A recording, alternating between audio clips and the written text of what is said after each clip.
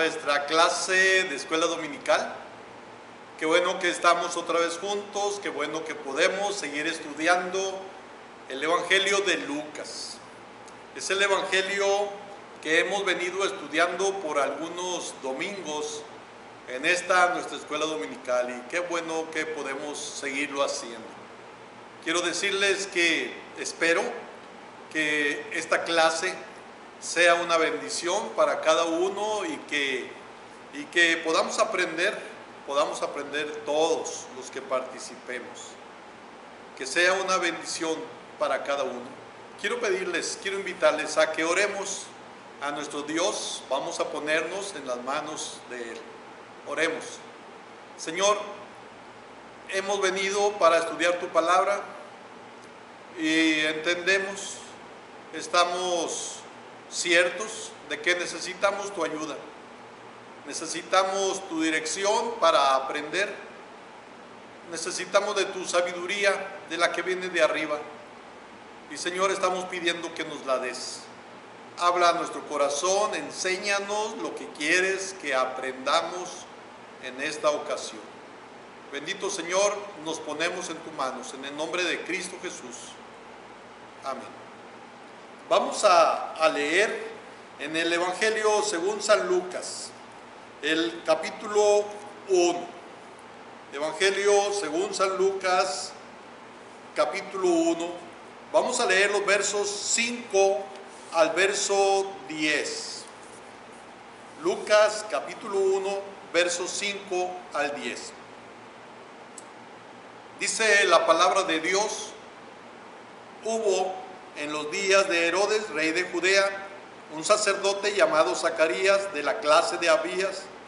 Su mujer era de las hijas de Aarón y se llamaba Elisabet. Ambos eran justos delante de Dios y andaban irreprensibles en todos los mandamientos y ordenanzas del Señor. Pero no tenían hijo, porque Elisabet era estéril y ambos eran ya de edad avanzada. Aconteció que, ejerciendo Zacarías el sacerdocio delante de Dios, según el orden de su clase, conforme a la costumbre del sacerdocio, le tocó en suerte ofrecer el incienso entrando en el santuario del Señor. Y toda la multitud del pueblo estaba fuera orando a la hora del incienso. Quiero invitarles a estudiar el tema, la rectitud personal de Zacarías y Elisabet. La rectitud personal de Zacarías y Elisabet. Dice Lucas que en ese tiempo había un sacerdote llamado Zacarías y que estaba casado con una mujer de las hijas de Aarón que se llamaba Elisabet. El ser sacerdote era algo especial.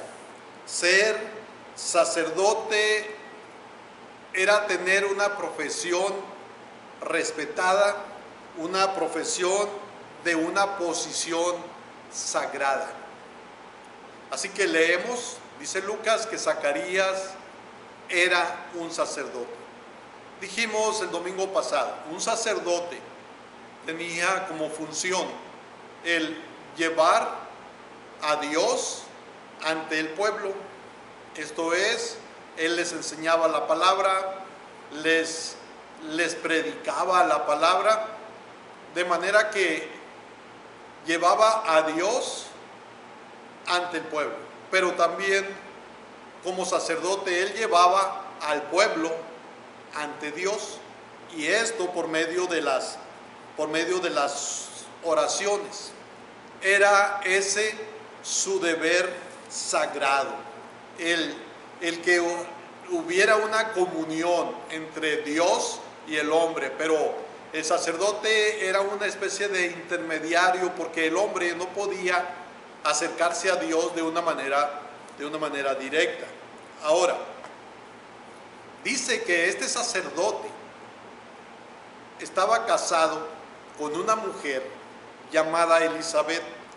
Dice el verso 5, su mujer, es la segunda parte del texto, dice: su mujer era de las hijas de Aarón y se llamaba Elizabeth.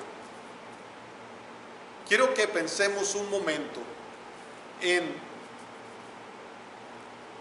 la rectitud de estas dos personas.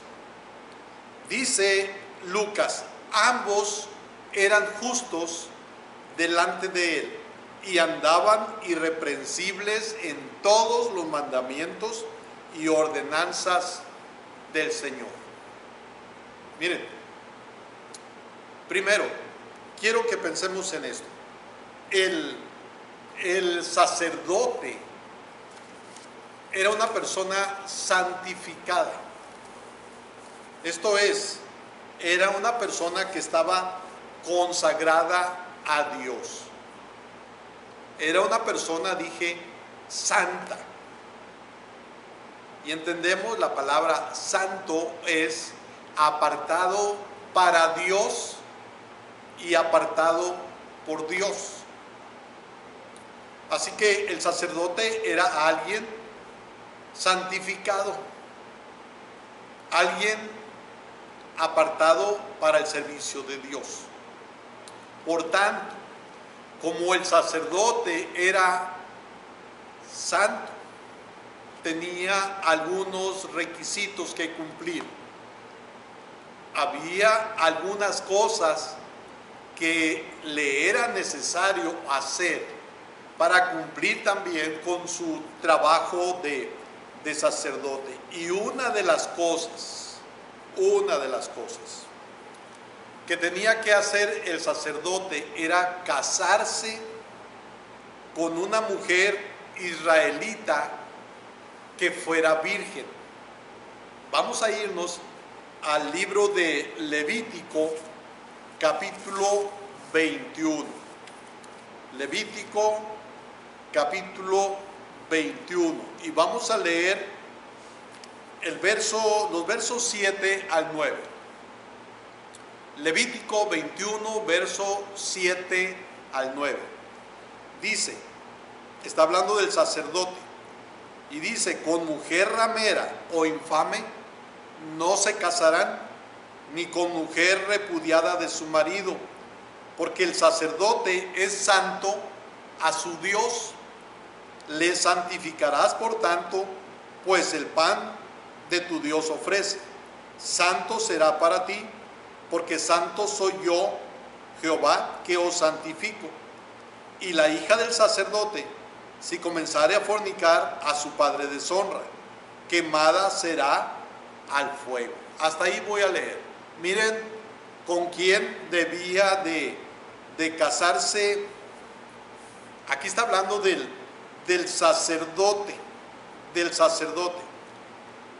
pero miren también cuando se refiere al sumo sacerdote. En el verso 10 dice: y el sumo sacerdote entre sus hermanos, sobre cuya cabeza fue derramado el aceite de la unción. Miren que está hablando aquí del sumo sacerdote. Y dice el verso 13: el sumo sacerdote, dice, tomará por esposa a una mujer virgen. No tomará viuda, ni repudiada, ni infame, ni ramera, sino tomará de su pueblo una virgen por mujer, para que no profane su descendencia en sus pueblos, porque yo, Jehová, soy el que los santifico. ¿Con quién debía casarse el sacerdote? Se tenía que casar primero con una mujer de su pueblo, una mujer israelita. Y luego dice también que esa mujer tenía que ser virgen. Tenía que ser virgen. No podía casarse, dice el verso 7, con mujer ramera o prostituta o infame, dice, no se casarán, ni con mujer repudiada. O sea, ni con prostituta, ni con divorciada podían casarse. Dice, porque el sacerdote es santo a su Dios. Ahora, hablando del sumo sacerdote, dice también que el sumo sacerdote, dice el verso 13, tomará por esposa a una mujer virgen, no tomará viuda, ni repudiada, ni infame, ni ramera, sino tomará de su pueblo una virgen por mujer. ¿Con quién debía casarse el sacerdote? Con una virgen, y que fuera mujer israelita. Hermanos, nosotros leemos en la Biblia que el que es del pueblo de Dios no ha de casarse con mujer que no sea del pueblo de Dios. Aquí se está hablando del sacerdote y del sumo sacerdote, pero no es diferente. Lo que se le está pidiendo al sacerdote y al sumo sacerdote no es diferente para cualquier otro de su pueblo. No debían de casarse con mujeres que no fueran israelitas. No debían de casarse con esas mujeres. Así que el sacerdote tenía que casarse con mujer israelita, pero no solo que fuera israelita, sino que fuera virgen, Dice Ezequiel 44, verso 21 y 22. Ninguno de los sacerdotes beberá vino cuando haya de entrar en el atrio interior, ni viuda ni repudiada tomará por mujer, sino que tomará virgen del linaje de la casa de Israel, o viuda, que fuere viuda de sacerdote. Fíjense que aquí está hablando del sacerdote. Se está dando el mandamiento de que sí se puede casar el sacerdote con una viuda, pero leímos en Levítico, el sumo sacerdote no debe casarse con viuda. Zacarías ejercía el sacerdocio, pero Zacarías venía a ser un sumo sacerdote. Él dice el verso 8.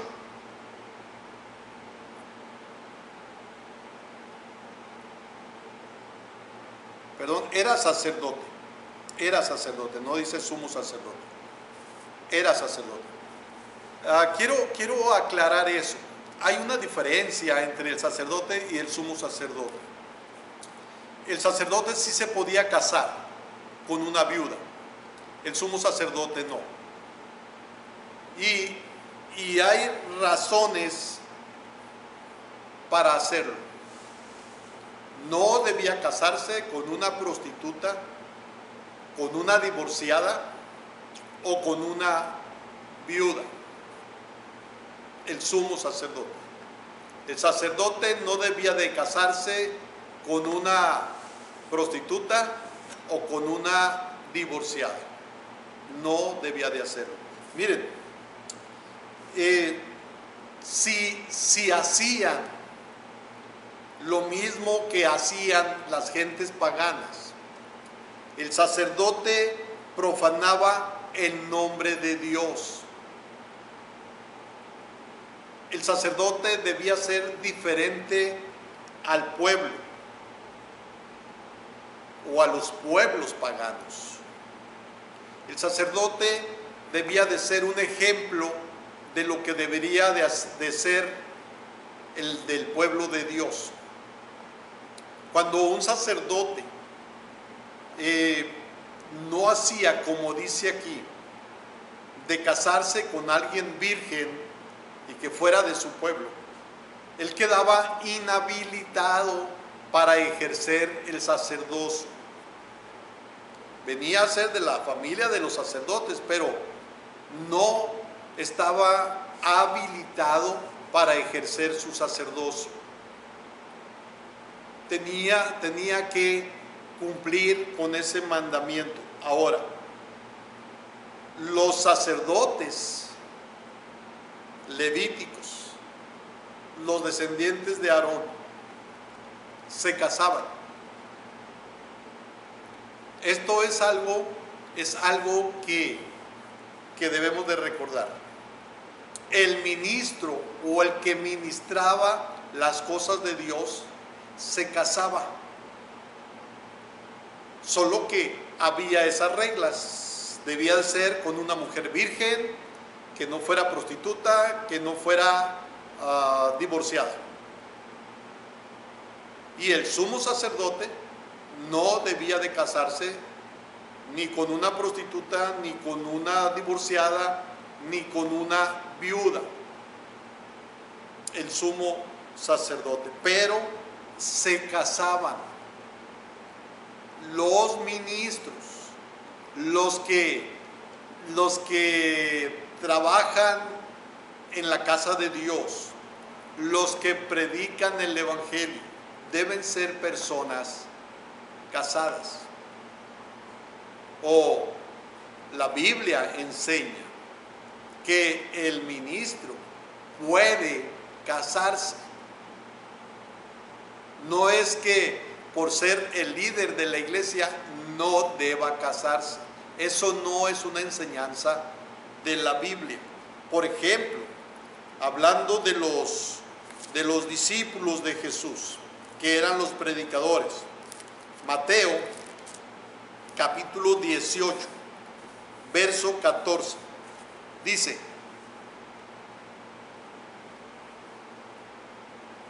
perdón, es Primera a los Corintios, capítulo 9. Primera a los Corintios, capítulo 9, verso 5. Dice: no tenemos derecho de traer con nosotros una hermana por mujer, como también los otros apóstoles y los hermanos del Señor y Cefas. No tenemos derecho de traer con nosotros una mujer, dice, una hermana por mujer, como también los otros apóstoles. Miren que los discípulos de Jesús estaban casados. Los discípulos de Jesús estaban casados. El apóstol Pablo decía que se podían quedar como él. Él estaba soltero. Aunque algunos dicen que quizás él fue viudo, porque era parte del Sanedrín. Y para ser parte del Sanedrín hubo o había necesidad de estar casado. Pero para cuando escribe la carta a los Corintios, él no está casado. Él no tiene mujer.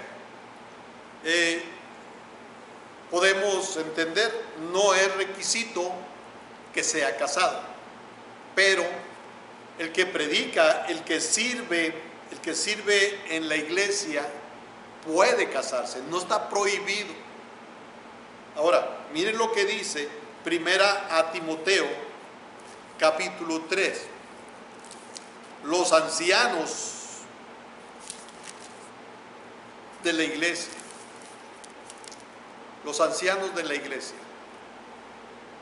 tienen que estar casados. O sea, los pastores deberían de estar casados. Hay algunas razones prácticas por qué deberían.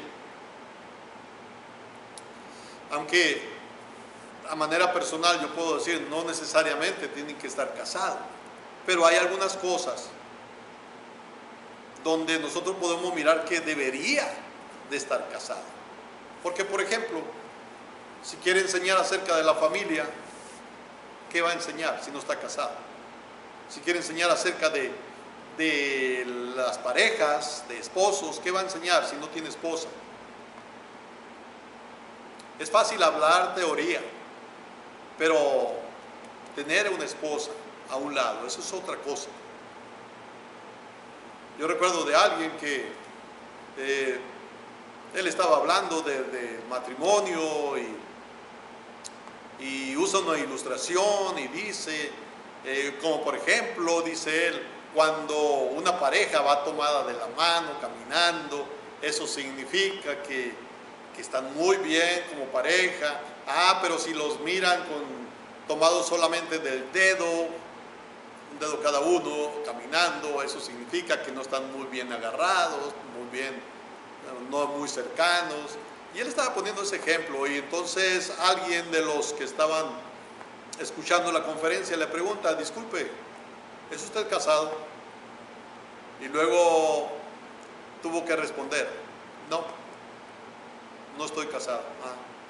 Bueno, porque una cosa es estar experimentando lo que estás enseñando y otra cosa es enseñar por teoría, porque leíste algo, ¿sí? Por eso yo digo que el ministro debe estar casado. No creo que la Biblia lo exija, no lo creo. Pero sí, la Biblia enseña que los que predicaban el Evangelio, los que fueron discípulos de Jesús, estaban casados. Y en la primera carta a Timoteo, el capítulo 3, el verso 2, dice el apóstol, pero es necesario que el obispo sea irreprensible, marido de una sola mujer. Marido de una sola mujer. O sea, está hablando de que debe de estar casado. Y en Tito, capítulo 1, verso 6, dice, el que fuere irreprensible, marido de una sola mujer.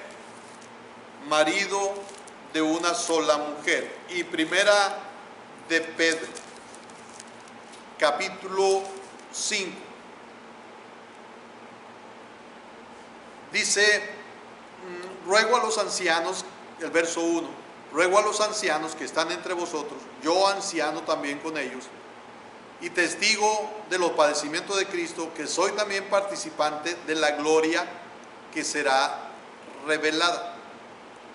Apacentad la grey de Dios que está entre vosotros, cuidando de ella, no por fuerza, sino voluntariamente, no por ganancia deshonesta, sino con ánimo pronto, no como teniendo señorío sobre los que están a vuestro cuidado, sino siendo ejemplos de la grey. Está hablando de los ancianos. Los ancianos, hermanos, deben de ser personas casadas. Ahora, yendo otra vez a Levítico, nosotros leemos que el sacerdote debía de casarse con una mujer virgen. Debía de ser con una mujer virgen. Había razones. Los sacerdotes tenían que elegir con mucho cuidado a su compañera. Los sacerdotes debían escoger siendo prudentes a la que sería su esposa. Esto es, debían de tener mucho cuidado a quién elegían para casarse. Fíjense que dice Levítico que los sacerdotes debían evitar casarse con prostitutas, con divorciadas o con viudas. El sumo sacerdote, ¿sí? Evitar casarse con estas mujeres. Hay algo que tenemos que entender. ¿Por qué no podía casarse el sacerdote y el sumo sacerdote con una mujer como estas, que no fuera virgen? La reputación de la esposa afecta al ministro. La reputación de la esposa del sacerdote podía reflejarse en la aptitud del esposo para administrar las cosas de Dios. Dije, la reputación de la esposa se podía reflejar en lo apto que era el esposo para oficiar, para ministrar las cosas santas. ¿Qué quiero decir con esto? Si no sabía escoger, si no era sabio para elegir a la que iba a ser su esposa, ¿qué sabiduría estaba mostrando para administrar las cosas de Dios? O sea, si una persona elige a la ligera a la esposa, eso indica o eso refleja que va a tomar decisiones también a la ligera en otras cosas. Porque elegir a la compañera de vida es algo muy, muy especial. En el capítulo 21 de Levítico, el verso 9, dice: y la hija del sacerdote, si comenzare a fornicar, a su padre deshonra, quemada será al fuego.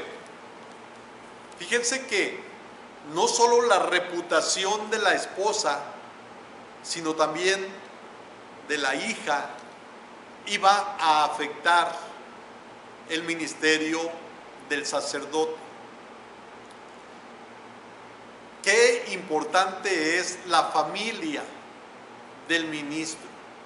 Qué importante es que el ministro sepa escoger una buena esposa y sepa guiar, sepa educar, enseñar a sus hijos. Porque igual, el no gobernar bien la casa, el no dirigir bien a sus hijos, muestra qué aptitud tiene para el servicio en la casa de Dios. Pablo dice: el que no sabe gobernar su propia casa, ¿cómo va a gobernar la casa de Dios? O sea, el hecho de no saber escoger esposa o el no guiar bien a los hijos muestra que no se tiene la capacidad para guiar a la iglesia. Fíjense que está hablando de la hija que se prostituye, hija de sacerdote. Y se puede pensar cómo la hija del sacerdote se podía desviar. Es que sucede, es que pasa. De repente se piensa, es que es hijo del ministro o es hijo de este líder de iglesia y porque es hijo, sin duda va a vivir una vida recta, sin duda va a portarse bien. Se cree eso, como se cree igual, es hijo de cristianos, va a vivir bien, va a actuar bien, pero no siempre es así. El problema es que si un sacerdote tenía una hija que se dedicara a la prostitución, iba a mostrar que su padre no era apto para ministrar las cosas de Dios. El sumo sacerdote tenía una restricción absoluta. El sumo sacerdote, hermanos, tenía una restricción tan grande, tan fuerte. Dice que, bueno, no solo no se podía casar con una prostituta ni con una divorciada, sino que tampoco se podía casar con una viuda. Tenía que ser una virgen. Y es que a los sacerdotes ordinarios sí se les permitía casarse con una viuda. Esa es la diferencia. Por eso digo que el sumo sacerdote tenía una orden estricta, una restricción absoluta. Tenía que casarse con una virgen. El sacerdote podía casarse con una viuda. Ahora, ¿por qué el sumo sacerdote no podía casarse con una viuda? Porque al casarse con una viuda, los hijos de ella venían a ser hijos del sacerdote. Y acuérdense que el sacerdocio era por sucesión. Al tomar a la viuda, potencialmente el hijo de la viuda venía a ser también sacerdote, porque al casarse con la viuda podía tener a los hijos de ella como sus propios hijos. Y aquí yo estaba pensando en esto. Quien se casa con alguien que ya tiene hijos, yo pienso esto: toma a los hijos de ella como propios. Si alguien no está de acuerdo con eso, pues no debería casarse. Así simple. Y miren esto, el sumo sacerdote no podía casarse con una viuda porque los hijos de ella vendrían a ser hijos de él, y por tanto, si eran varones, le iban a suceder en el sacerdocio, y entonces se estaría corrompiendo, se puede decir así, el sacerdocio, porque vendrían a ser parte de ese sacerdocio alguien que biológicamente no era hijo del sacerdote. Por eso la orden o el mandamiento de que no se case con una viuda. Cuando alguien se casa con una mujer que ya tiene hijos, ¿qué va a pasar con los hijos de ella? ¿Qué va a pasar con los bienes materiales que tiene él y los hijos de ella? Los hijos de ella no tienen nada que ver con las cosas materiales de él. Yo creo que son cosas que se deben de tomar en cuenta. Cuando alguien se casa con una mujer que tiene hijos, debería de entender: los hijos pasan a ser como si fueran sus hijos, y por tanto ellos tienen derechos también. Al sacerdote o al sumo sacerdote se le prohibió casarse con viuda, porque si se casaba con una viuda, automáticamente pasaban a ser hijos de él los hijos de ella, y allí podría haber una sucesión sacerdotal. Pero entonces, por eso el mandamiento: no debían de casarse. Ahora, la mujer del sacerdote tenía que ser una mujer aceptable. Por eso, al casarse, debía de ser virgen. Debía de ser una virgen. El texto dice, el Levítico dice, que el sacerdote no debía de casarse con alguien que ejerció la prostitución, ni con alguien divorciado. El sacerdote se podía casar con una viuda. El sumo sacerdote ni con alguien que fue prostituta, ni con alguien divorciada, ni con viuda, por esto del asunto de la sucesión. ¿Sí? debía de ser una persona respetable. Ahora, no solo el sacerdote, no solo el ministro debía ser santo, sino que también su familia debía ser santo. Así que la mujer debía ser virgen, no haber ejercido las cosas de las que hemos hablado antes. Y miren esto. Esto era en el Antiguo Testamento y tenemos que entender, todavía Zacarías y Elizabeth estaban bajo la ley, todavía. Jesús apenas iba a nacer, Jesús no había muerto en la cruz todavía, así que el periodo de la gracia todavía no empezaba. Por eso estoy hablando de estas cosas. En la ley y antes de la ley, el sacerdote era santo y debía de santificarse, y el sacerdote y su familia debían de ser santos. Así que debía casarse con una virgen de su pueblo. Si lo hacía de otra manera, iba a profanar su descendencia. O sea, ya no sería santa su descendencia. El sacerdote era un símbolo de pureza y el pueblo debía de imitarle. Así que el pueblo debería de vivir o de buscar ser santo.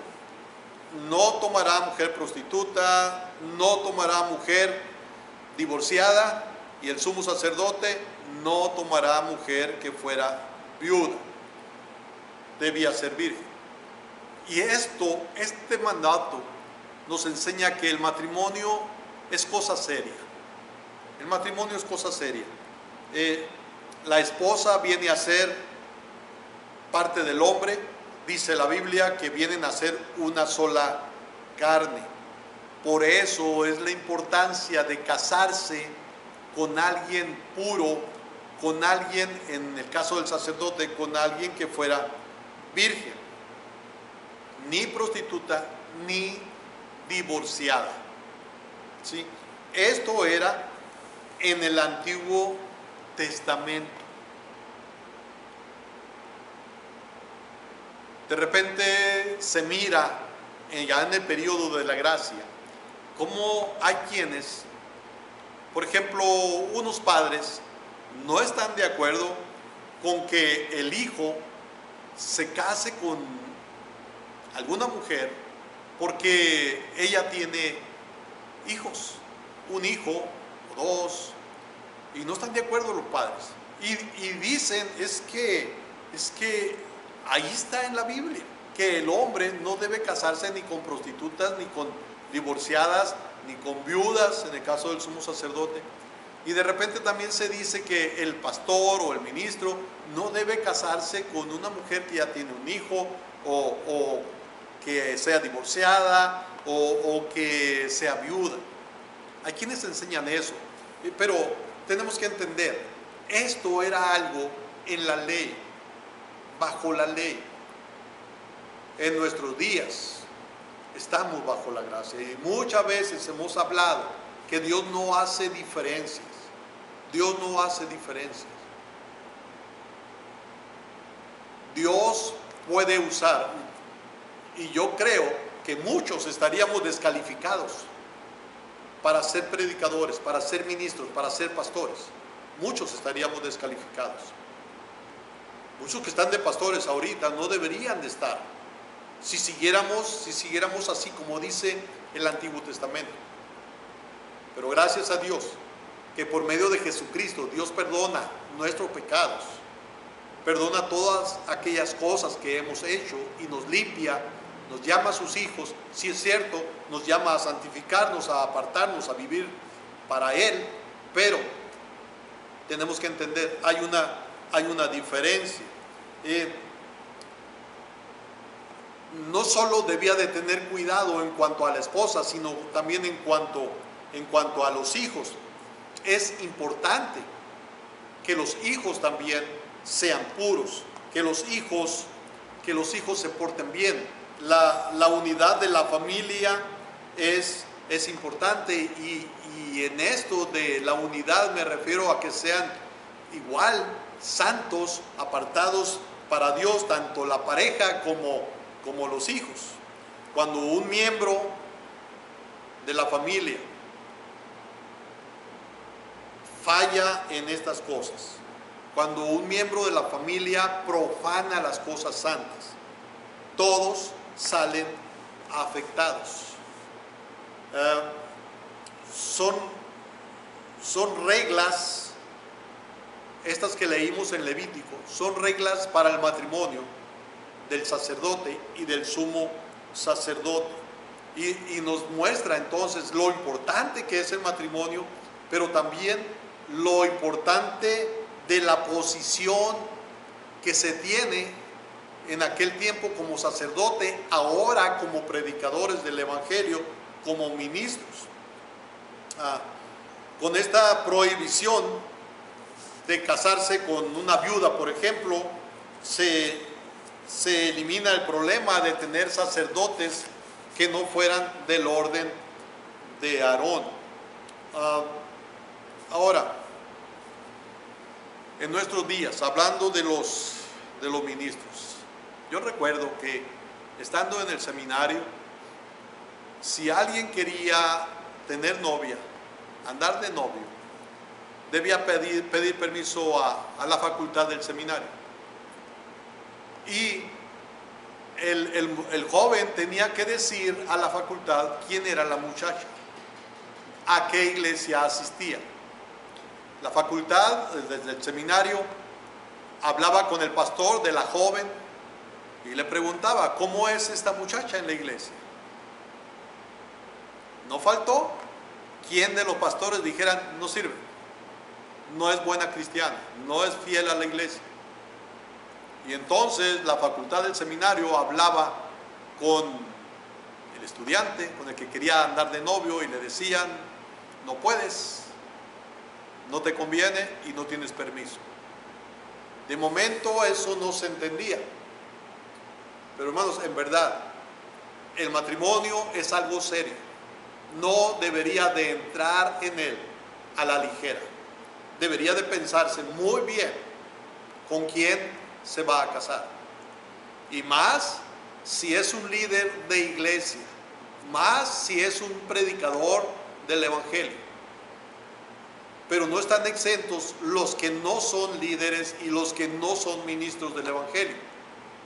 Porque al sacerdote y al sumo sacerdote y a los predicadores en el Nuevo Testamento se les pedía cómo debían de casarse, con quién debían de casarse y cómo debería ser su familia. No es nomás para ellos, es que ellos iban a ser ejemplo a los demás del pueblo de Dios. Los demás del pueblo de Dios debían de mirar la conducta, cómo era la familia, y entonces buscar hacer algo semejante. ¿Sí? Se ha de tener cuidado al entrar en el matrimonio, porque es algo serio y es para toda la vida. Y también porque el ser parte de la familia de Dios es importante, muy importante. Cuando la familia está bien, cuando la familia no anda con prácticas del mundo, el jefe de familia tiene la autoridad para hablar del evangelio. No es así de otra manera. Se ponen condiciones estrictas para el que ocupa un puesto en la iglesia. De la persona que estuviera en ese oficio de líder religioso, se le demandaba una limpieza ceremonial. Dije, los sacerdotes se casaban, los apóstoles se casaban, los ancianos se casaban. Y miren esto, el ministerio de muchos ministros ha sufrido, porque la conducta de su familia no es buena. Es triste escuchar, por ejemplo, hay una pareja, alguien es pastor en una iglesia y la esposa no asiste a los cultos. Y entonces el pastor, el ministro, el líder religioso empieza a tener problemas porque los demás están viendo que su esposa no participa de los cultos. Creo que los que no están casados y están como líderes de una iglesia o como predicadores deberían de pensar muy bien en esto. Su esposa o le va a ayudar o le va a estorbar en su ministerio. Es importante el matrimonio, por tanto se debe de tener mucho cuidado con quién se va a casar. Y luego, ya que está casado, se ha de tener cuidado en cuanto a la educación de los hijos. Es necesario. Dije, muchos ministerios han sido dañados por la familia. En la misma Biblia nosotros leemos el caso de Elí. Él no estorbó a sus hijos, la Biblia lo enseña. No estorbó a sus hijos. Hacían lo malo y él no les estorbaba, no hacía nada para corregir eso. Muy buen sacerdote, pero muy mal padre. Y se puede pensar, hay muchos que pudieran hacer grandes cosas en la obra de Dios, pero no lo pueden hacer, porque ni la esposa ni los hijos le apoyan. ¿Y todo por qué? Porque no supo elegir la esposa, la compañera de vida, y no supo guiar a sus hijos en el camino de Dios. Resulta algo que uno puede pensar, ¿cómo pudo suceder eso? Pero el mismo Elí enseñó, guió a uno llamado Samuel y a sus hijos. De repente se es muy sabio como padres dar consejos a hijos de otros y no a los propios, y muchas veces porque se está ocupado en el trabajo y muchas veces porque sencillamente hay un desentendimiento de los hijos, no se pone atención a los hijos. Así que el que piensa predicar, el que piensa ser un líder en la iglesia, un líder en el cristianismo, debe de ser muy prudente en la selección de su compañera y debe enseñar bien a sus hijos. El matrimonio y el hogar tienen mucho que ver con el ministerio. Miren lo que dice segunda a los Corintios capítulo 11, verso 2 y 3. Si bien es cierto que está hablando de la iglesia, pero así como la iglesia debe de ser, así debe ser la esposa. Dice, según a los Corintios 11, 2 y 3, porque os celo con celo de Dios, pues os he desposado con un solo esposo para presentaros como una virgen pura a Cristo. Pero temo que como la serpiente con su astucia engañó a Eva, vuestros sentidos sean de alguna manera extraviados de la sincera fidelidad a Cristo. ¿Cómo se ha de tener cuidado? Miren esto. El ministro del Evangelio viene a ser un ejemplo para los demás. En Génesis capítulo 18, el verso 19, Dios refiriéndose a Abraham, miren lo que dice: porque yo sé que mandará a sus hijos y a su casa después de sí, que guarden el camino de Jehová, haciendo justicia y juicio, para que haga venir Jehová sobre Abraham lo que ha hablado acerca de él. Miren cómo Dios sabía que Abraham iba a mandar a sus hijos y a su casa que guarden los mandamientos de Dios. Hermanos, es una demanda fuerte de Dios para los ministros, para los líderes religiosos, una demanda fuerte, que sean personas que manden a su familia, a su casa, que guarden el mandato de Dios, que vivan apartados para Dios. ¿Recuerdan aquel hombre ya en sus últimos tiempos se está retirando o se va a retirar? Y dice este hombre, Josué capítulo 24, el verso 15, dice: y si mal os parece servir a Jehová, escogeos hoy a quién sirváis, si a los dioses a quienes sirvieron vuestros padres cuando estuvieron al otro lado del río, o a los dioses de los amorreos en cuya tierra habitáis. Pero yo y mi casa serviremos a Jehová. Yo y mi casa serviremos a Jehová. Hace tiempo andaba visitando por aquí alrededor del templo. Llego a un lugar donde a tomarme un refresco, estaba haciendo calor y está un hombre allí. Y yo empiezo a testificarle, a hablarle del evangelio. Y él a contradecir, todo lo que yo le decía, él me contradecía, tenía mucha palabra para contradecirme. Y al fin le dije, bueno, me voy a ir, voy a seguir visitando, no te voy a convencer, ya lo vi. Y le dije que yo era el pastor de ahí, de la iglesia bautista, y te invito cuando tengas oportunidad. Y me dice su nombre él. Cuando me dice su nombre, yo me acordé de un pastor que así se llamaba. Y le digo, oye, ¿tú no eres familiar de...? Y le dije el nombre del pastor. Y luego me dijo, sí. Y sonriendo me dice, era mi papá. Ya había muerto el hermano. Era mi papá. Este hombre que me estaba contradiciendo era hijo de un pastor. Era un abogado este hombre, hijo de pastor. Y de repente yo le digo, ¿cómo tú eres hijo de pastor y no crees lo que te estoy hablando del evangelio? Y me dice, para que veas.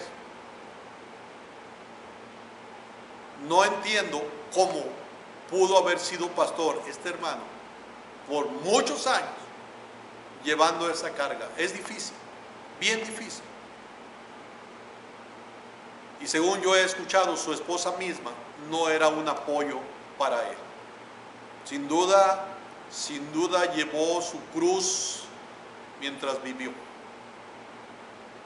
Es importante el escoger a una compañera la correcta. En Tito, capítulo 1, verso 6, Pablo le está diciendo a Tito cómo debía de ser el ministro, el predicador. Tito 1:6 dice, el que fuere irreprensible, marido de una sola mujer, y tenga hijos creyentes que no estén acusados de disolución ni de rebeldía. Que no estén acusados de disolución ni de rebeldía. Hay hijos de ministros que son culpables de ser rebeldes. La influencia del predicador, del que enseña la palabra, es la influencia de él. Es afectada por la conducta de la familia. Por eso el sacerdote y el sumo sacerdote debían de escoger bien a la compañera de su vida. ¿Se acuerdan que David también falló con eso? David falló con sus hijos. Un gran ejemplo en muchas cosas, pero en relación a la educación de sus hijos se equivocó. Voy a terminar con esto. El sacerdote y el sumo sacerdote tenían reglas, y porque ocupaban un puesto muy importante se les estaba exigiendo estas reglas. Y dije, era algo muy estricto. Hermanos, a los que profesamos ser cristianos se nos pide que tengamos un buen matrimonio, pero que tengamos también una buena familia. Quise que pensáramos en esto en la rectitud de Zacarías. Zacarías y Elizabeth eran una buena pareja. Zacarías escogió a una buena mujer, a la mujer que le iba a apoyar en su ministerio de sacerdote, pero no tenían hijos. Después vemos cómo Juan el Bautista fue un buen hijo y fue un hombre de Dios, un hombre que sirvió a Dios. Esto es algo que deberíamos de buscar todos, un buen matrimonio y una buena familia. Oremos. Bendito Señor, te damos gracias porque podemos aprender estas cosas. Ayúdanos para hacerlo. Señor, que entendamos cuál es tu voluntad y que la busquemos para hacer. Dios, que los que no están casados busquen una mujer, el hombre busque una mujer que sea de tu pueblo, pero que sea también una mujer que sea santa, apartada para ti. Igual la mujer, la señorita cristiana, que busque a un hombre que sea alguien apartado para ti, que entiendan que el matrimonio es algo serio y que la educación de los hijos es algo que tú nos pides que hagamos. Y también, Dios, que se entienda que es algo que no solo a los ministros se les está pidiendo, se está hablando de ellos porque son el ejemplo para los demás, pero es algo que tú pides de todos. Ayúdanos a entender esto, Señor. En el nombre de Cristo Jesús oramos. Amén. Dios los bendiga.